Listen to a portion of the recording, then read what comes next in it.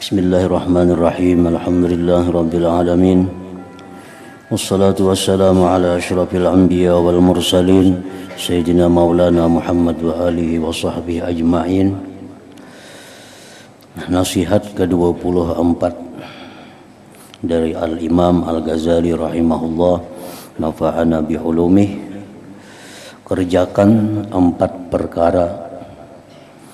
Adapun 4 perkara yang perlu engkau kerjakan itu ialah: perkara pertama, bahwa hendaklah engkau mengukur pergaulanmu dengan Tuhanmu. Sekira-kira jikalau hambamu, budakmu bergaul kepadamu seperti pergaulanmu dengan Tuhanmu, maka engkau merasa puas hati dengan kelakuan hambamu itu dan engkau tidak merasa marah. Artinya mengukur perhubungan dengan Allah sebagaimana hubungan kita dengan pembantu atau hamba kita. Apabila kita punya budak, punya khadam, yang mana khadam ini 100% kita tanggung. Kita tanggung keperluannya, kebutuhannya, segala-galanya. Apabila si khadam itu dengan kita patuh, menjunjung apa yang kita perintah, menjauhi apa yang kita larang, tentu kita senang dengan khadam itu. Nah, itulah ukurannya kita dengan Allah Subhanahu wa ta'ala. Apabila kita mau menjunjung apa yang diperintah oleh Allah, menjauhi yang dilarang oleh Allah, maka Allah pun akan suka dengan kita. Allah pun akan ridha dengan kita dan tidak akan marah kepada kita. Jadi apa yang engkau tidak suka bagi dirimu daripada perbuatan hambamu yang majazi, maka janganlah engkau melakukannya terhadap Tuhanmu, karena Tuhanmu adalah Tuhanmu yang sebenarnya. Nah, kita kada suka kalau budak ini menentang apa yang kita suruh, apa yang kita larang. Nah, berarti Tuhan pun demikian dengan kita. Tuhan pun demikian dengan kita. Padahal Tuhan kepada kita adalah memberikan segala-galanya, menghidupkan kita, memberikan seluruh nikmat. Sedangkan kita kepada hamba kita hanya sekedar mencukupi kebutuhan-kebutuhan dasar mereka. Jadi kalau kita marah karena hamba kita ini kada taat dengan kita, semestinya Allah pun demikian, lebih marah kepada kita karena kita kada taat kepadanya. Nah, itu ukuran hubungan kita dengan Allah bisa diukur dengan hubungan hamba khadam kita kepada kita. Perkara yang kedua, segala perkara yang hendak engkau buat bagi orang lain, hendaklah engkau mengukurnya bagi dirimu dahulu. Jadi apa yang engkau suka orang lain lakukan terhadap dirimu, maka buatlah perkara yang seperti itu terhadap orang lain. Artinya kita suka kalau orang lain itu menolong kita. Kita benci kalau orang lain itu menyakiti kita. Nah, kita pun dengan orang lain mestinya demikian. Mestinya demikian. Nah, karena manusia itu adalah ummatan wahidah. Manusia itu sama satu dengan yang lainnya. Nah, kalau kita suka ditolong, kita kada suka disakiti, demikian pula kita dengan orang lain. Supaya orang suka ditolong, supaya orang kada benci, jangan disakiti. Karena iman seorang hamba tidak akan sempurna sehingga ia mencintai bagi seluruh manusia apa-apa yang ia mencintai bagi dirinya sendiri. Kita suka kita masuk surga, kita pun hendaknya suka juga orang lain masuk surga. Kita senang bila kita sukses, kita pun mestinya senang juga orang lain sukses. Nah, kita senang untung banyak, mestinya kita senang juga orang lain untung banyak. Kita kada senang kalau kita rugi, kita pun mestinya kada senang juga kalau orang lain itu rugi. Nah, jadi sebelum berbuat kepada orang lain, pikirkanlah perbuatan orang lain kepada kita terlebih dahulu. Dan termasuk kesempurnaan iman seseorang bahwa dia mencintai bagi manusia apa-apa yang dia cintai untuk dirinya. Bila kita hanya hendak untung, orang lain biar rugi, ini sudah kada sempurna iman. Hendak kita hanya selamat, orang lain biar mati, itu sudah kada sempurna iman. Hendak kita hanya nang payu berdagang, orang lain kada payu, sudah kada sempurna iman. Napa ruginya kita kalau kita payu, orang lain payu, ada ruginya. Nah, cuma karena nafsu kita hendak kita hanya nang payu, orang lain jangan payu. Itu sudah menunjukkan imannya kurang. Nah, kesempurnaan iman, dia menyintai bagi orang lain apa-apa yang dia cinta untuk dirinya itu.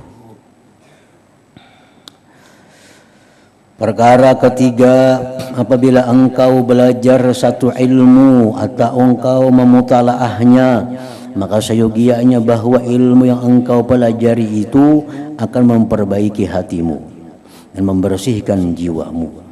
Seperti halnya jikalau engkau mengetahui bahwa umurmu hanya tinggal 1 minggu saja lagi, maka sudah pasti engkau tidak akan sibuk dengan ilmu fikih yang dalam-dalam dan ilmu khilaf antara mazhab dan ilmu usul dan ilmu kalam dan seumpamanya. Karena engkau tahu segala ilmu yang aku sebutkan tadi tidak memberi faidah kepadamu. Untuk orang-orang yang sudah berumur, artinya lain hal pemuda-pemuda, lain hal remaja-remaja, itu disuruh menuntut ilmu seluas-luasnya. Tapi kalau sudah kita berumur digulungkan tua itu 40 itu sudah tua dalam pandangan agama. Orang umur 40 sudah masuk gulungan tua, ada pemuda lagi. Pemuda itu 30 sampai 40. Kalau 40 sudah masuk tua. Orang-orang yang tua itu belajar ilmu, mendengarkan ilmu, membahas ilmu yang memperbaiki hati. Karena itulah ilmu yang sesungguhnya berguna menghadap Allah Subhanahu wa ta'ala. Andai kata kita diberitahu umur kita lagi seminggu mati, tentu kita akan meninggalkan ilmu-ilmu yang kada bermanfaat. Umur kita lagi seminggu, kita kada kabar lagi mendengar berita, kita kada baca lagi surat kabar. Kalau tahu umur lagi seminggu, apa yang kita baca? Tentu Al-Quran, tentu ilmu-ilmu yang bermanfaat untuk mati. Kalau kita tahu umur kita lagi seminggu,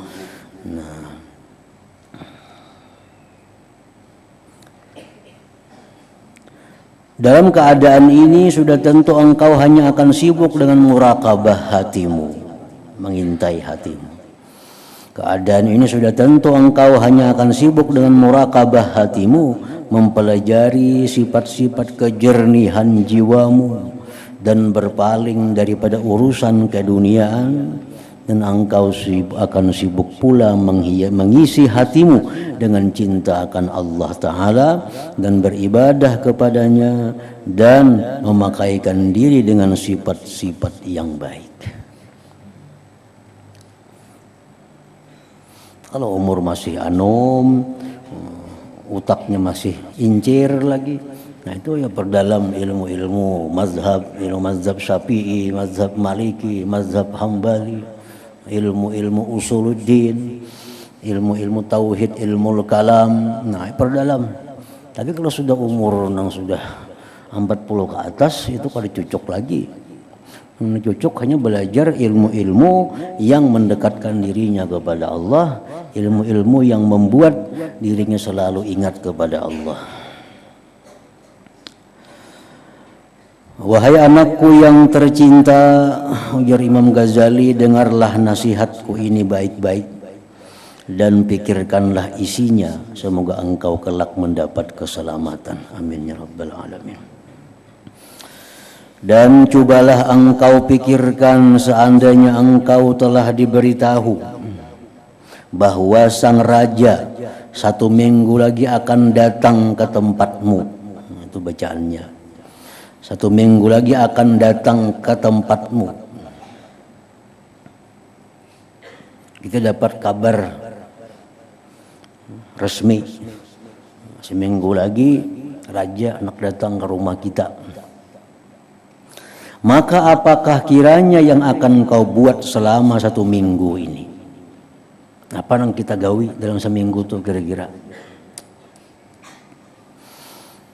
Maka dalam masa 1 minggu ini sudah pasti engkau tidak akan mengerjakan suatu kecuali perkara yang engkau sangkakan sang raja akan melihat dan memperhatikannya.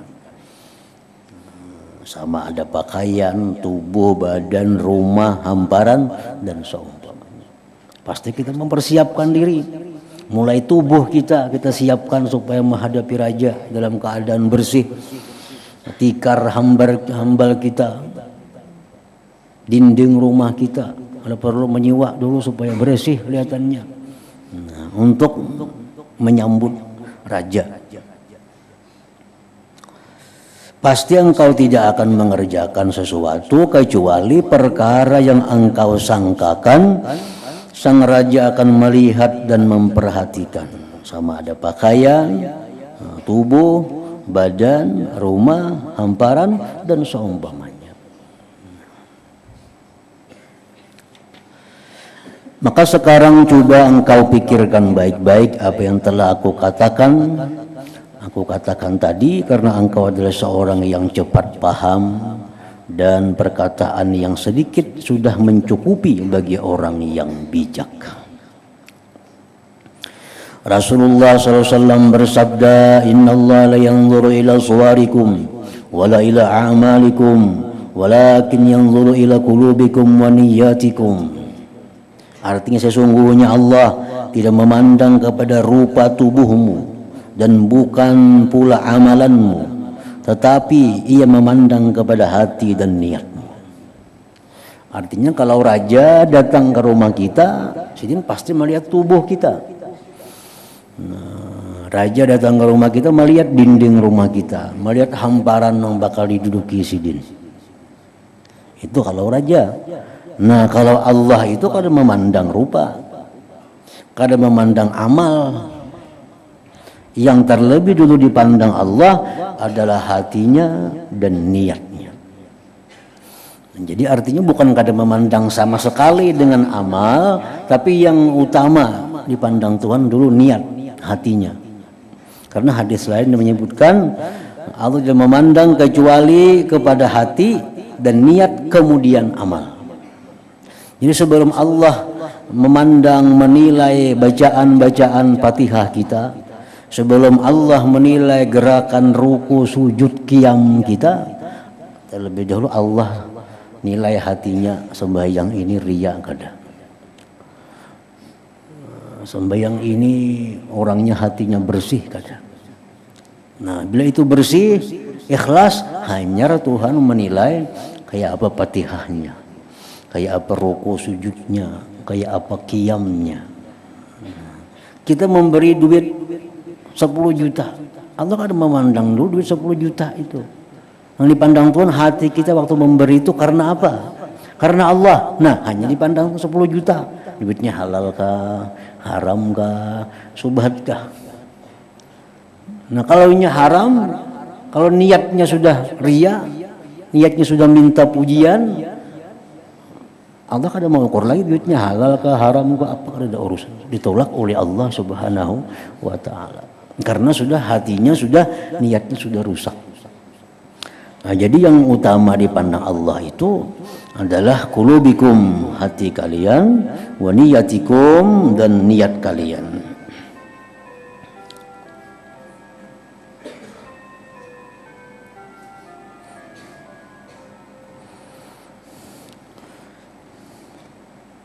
Dan jika engkau mau memperdalami hal-hal yang berkenaan dengan hati, maka hendaklah engkau merujuk kepada kitab Ihya Ulumuddin dan yang lainnya daripada kitab-kitab karanganku. Dalam Ihya Ulumuddin lebih lengkap segala macam sifat-sifat yang terpuji, bagaimana cara memakainya.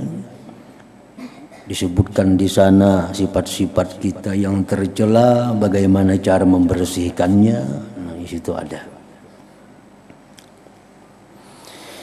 Ilmu ini, ilmu kebersihan hati, adalah termasuk ilmu yang fardu ain. Kita belajar ikhlas itu fardu ain. Belajar ikhlas itu fardu ain. Jadi wajib tiap-tiap orang muslim belajar ikhlas itu kayak apa. Itu fardu ain. Belajar kayak apa caranya membuang riya di dalam hati. Itu fardu ain mempelajari itu. Belajar ilmu supaya sabar. Macam apa? Nah, fardu ain. Belajar ilmu syukur, fardu ain. Artinya fardu ain itu, misal di rumah itu ada berlima, kelima-limanya wajib tahu. Lain hal ilmu zakat misalnya, itu dalam sarumah saya ginang tahu cukup. Nah, ilmu apalagi misalnya ilmu-ilmu yang fardu kifayah, cukup sekampung satu orang cukup. Tapi kalau ilmu fardu ain, nah itu tiap-tiap orang. Tiap-tiap orang.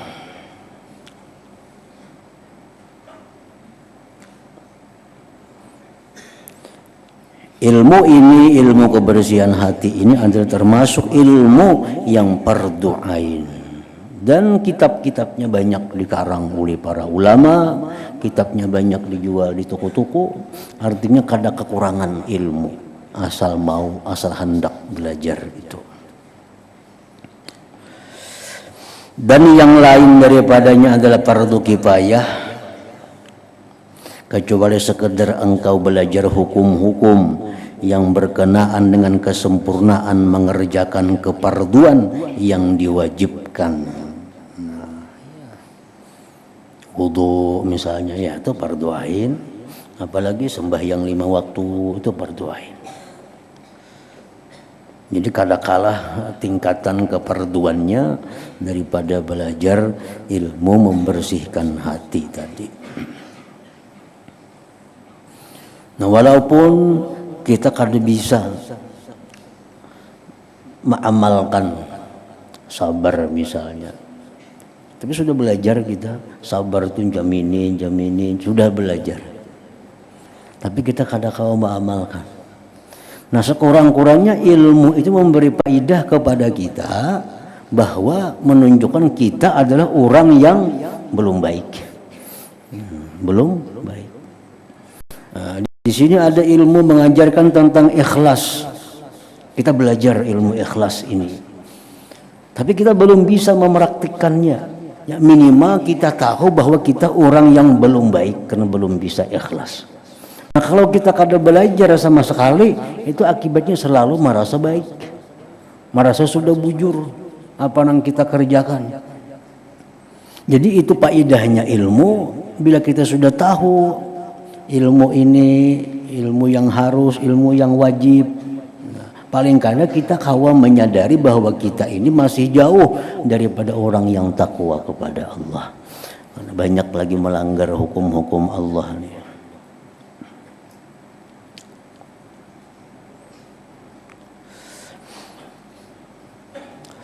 Nah, perkara keempat, bahwa engkau jangan menghimpunkan harta dunia lebih banyak daripada cukup makan setahun.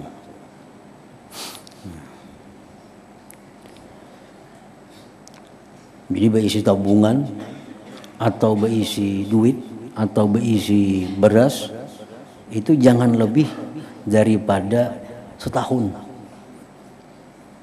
Jangan lebih daripada setahun.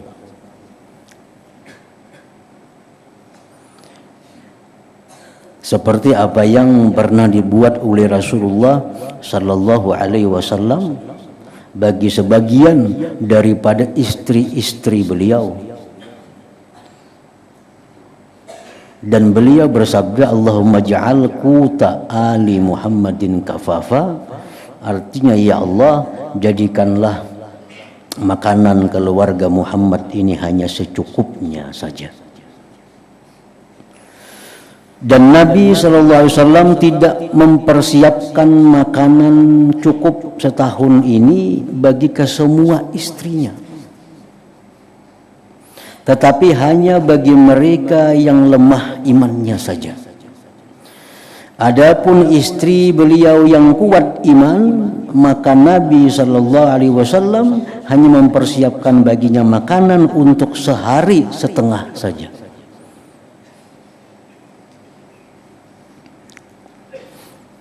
Jadi misalnya kita ada berisi duit, nah umpamanya kita sehari perlu belanja 100.000 untuk serumahan. Memang ini relatif kada sama orang per orang. Ada yang tanggungannya banyak, ada tanggungannya sedikit. Tergantung masing-masing orang. Misalnya ini perlu 500.000 sehari. Nah kali 360 hari berapa? Bila berisi duit itu sudah cukup. Sudah cukup. Jangan menambah lagi, jangan berusaha lagi artinya. Dan ini dikerjakan oleh Nabi untuk sebagian istri sidin. Ada yang sidin beri bahan makanan cukup setahun. Tapi bagi bini-bini Nabi yang kuat iman seperti Aisyah radhiyallahu anha, Hafsah radhiyallahu anha, itu ada makanan cukup hanya untuk 1 hari. Kayaknya esok berpikir lagi makan apa. Nah itu dasarnya demikian.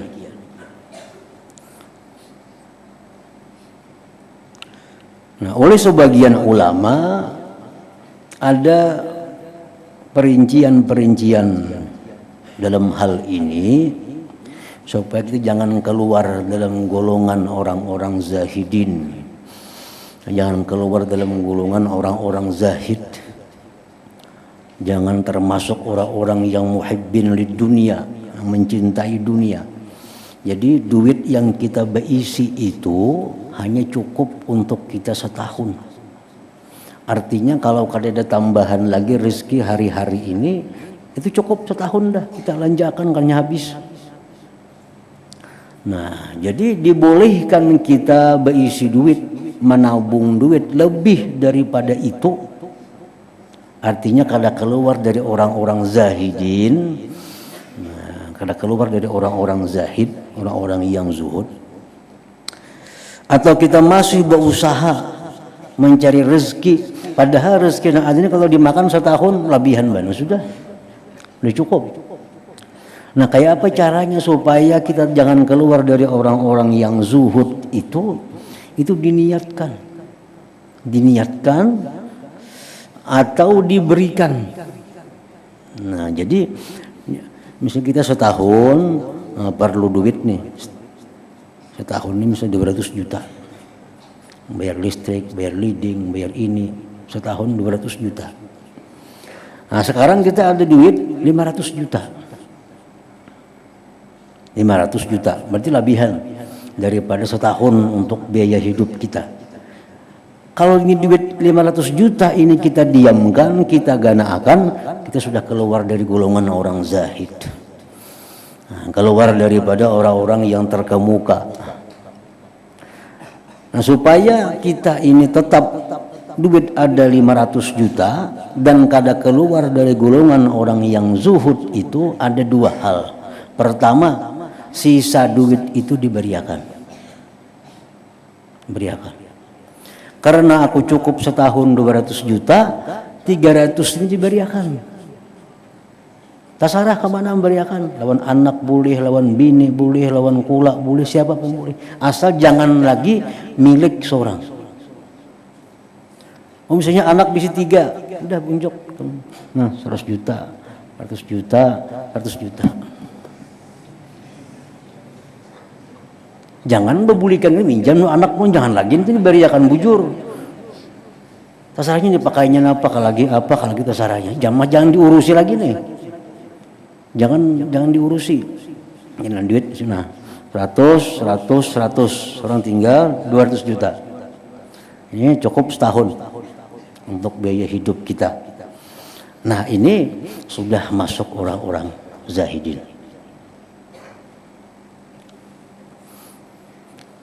Cara yang kedua, duit 500 juta itu sisa 300 juta kelebihannya dari keperluan hidup, misalnya dari keperluan 200 juta. Nah, ini kalau diberiakan duit 300 juta, kada aku beriakan kepada anak, kada aku beriakan kepada bini, cuma ini duit 300 juta ku simpan dan ku gunakan untuk membantu orang-orang yang satu saat kena perlu bantuan. Nah, jadi simpan duit 300 juta. Oh, ada kena orang garing, kasihannya kada kau berobat, bari. Oh, ada orang nang ini kada kau sekolahnya sekolah, ungkusi. Jadi duit yang 300 juta tadi.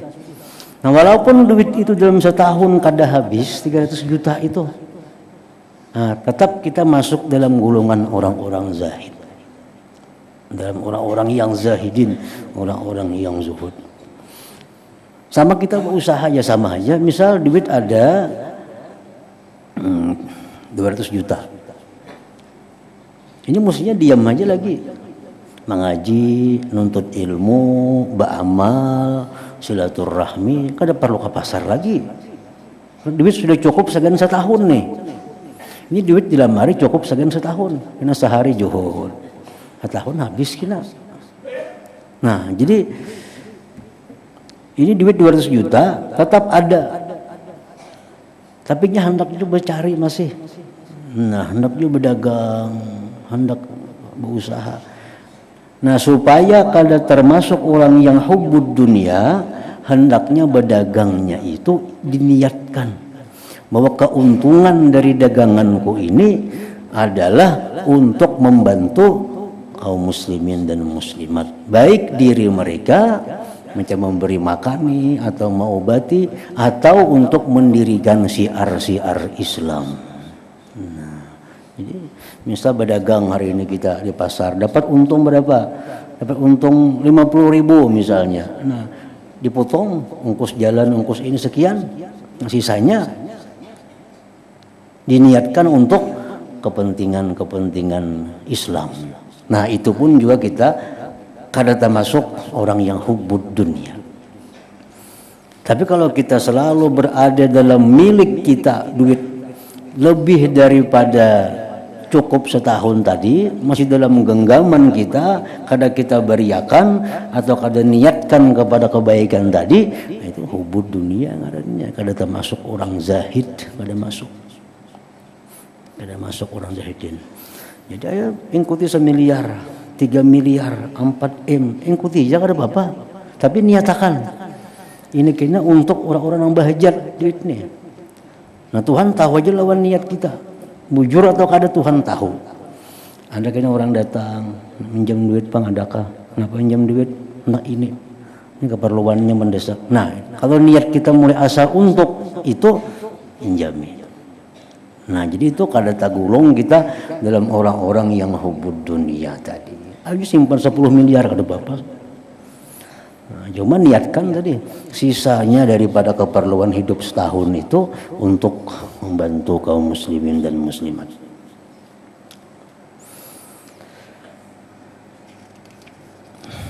Nah, nasihat ke-25, penutup dan doa.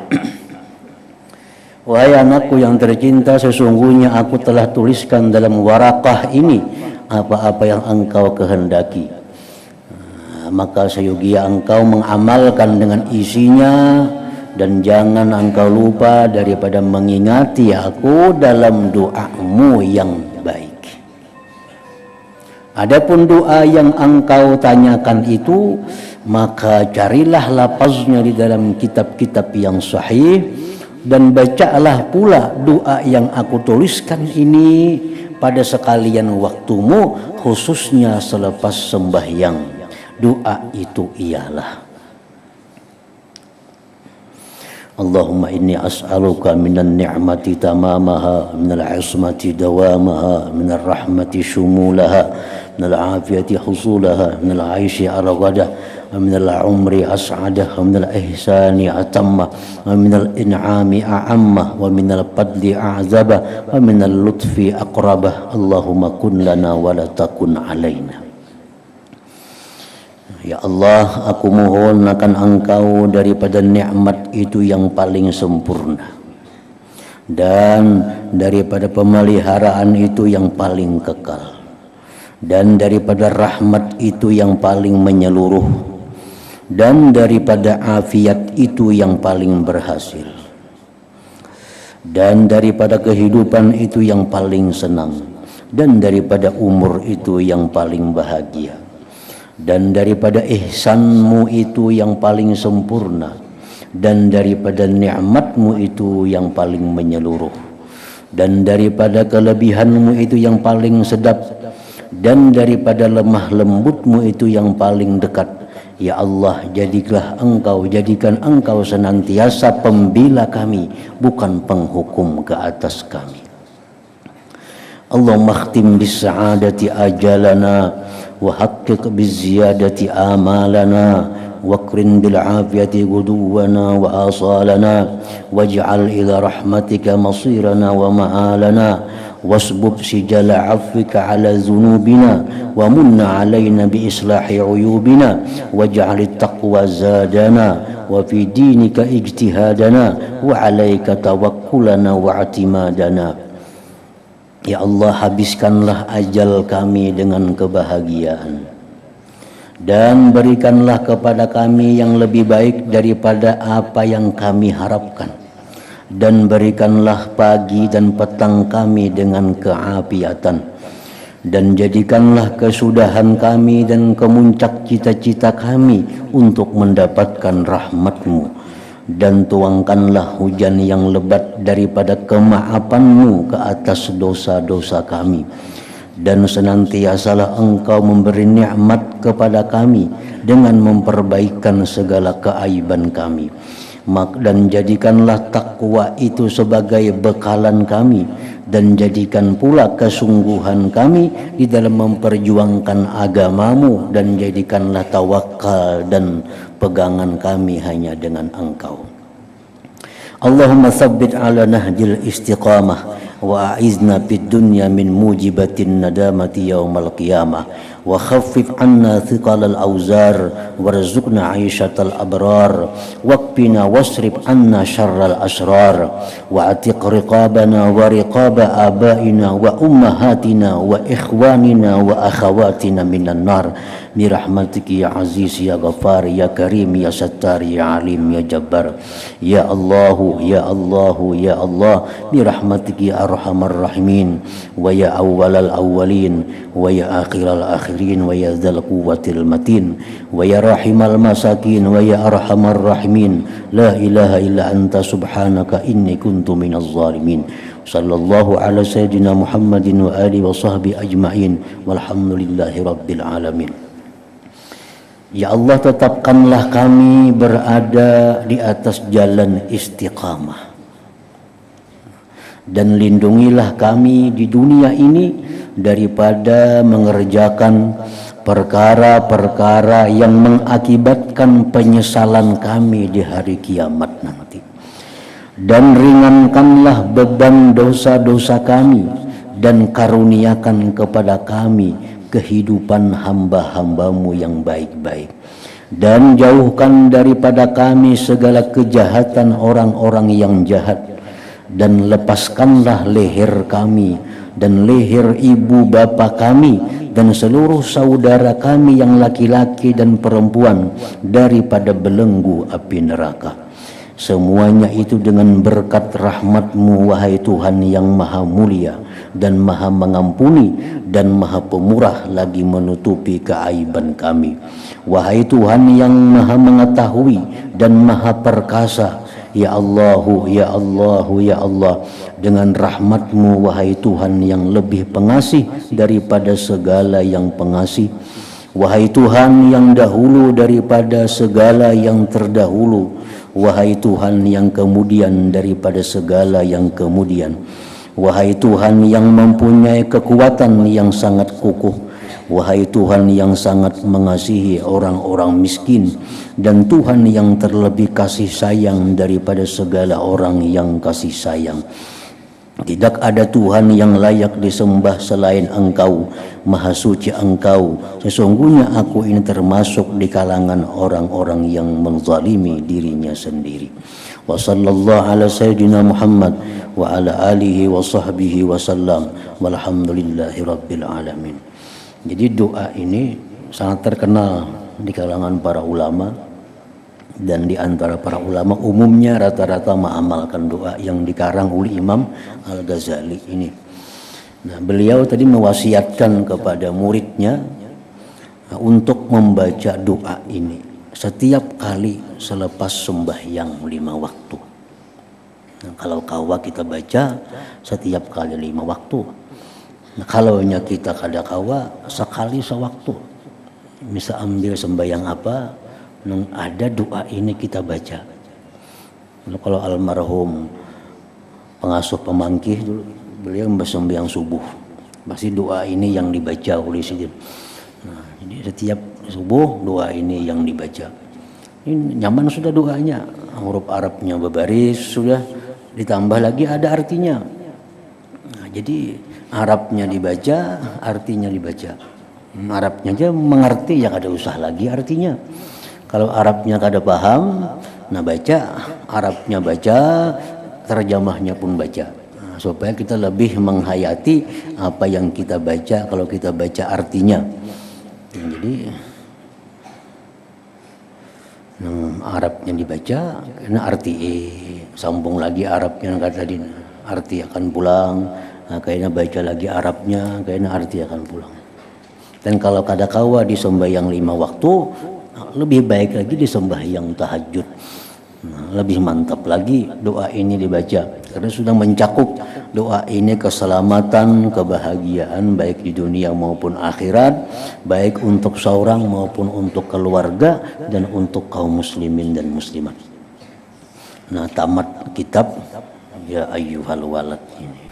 Antalu dzikri fa'alam annahu la ilaha illallah Muhammadur Rasulullah, la ilaha illallah Muhammadur Rasulullah, la ilaha illallah Muhammadur Rasulullah, la ilaha illallah, la ilaha illallah, la ilaha illallah, la ilaha illallah, la ilaha illallah.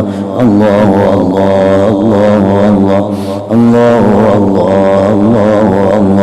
Allahu Allah, Allahu Allah, Allahu Allah, Allahu Allah, Allahu Allah, Allahu Allah, Allahu Allah, Allahu Allah, Allahu Allah, la ilaha illallah Muhammadur Rasulullah, la ilaha illallah Muhammadur Rasulullah, la ilaha illallah Muhammadur Rasulullah, la ilaha illallah. Al-Fatihah. Ar-Rahman Ar-Rahim. Iyyaka na'budu wa iyyaka nasta'in. Shiratal ladzina an'amta 'alaihim. Ya ayyuhar-rajul minhu syafa'atan sallu 'alaihi sallimu taslima. Allahumma salli wa sallim wa barik 'alaihi.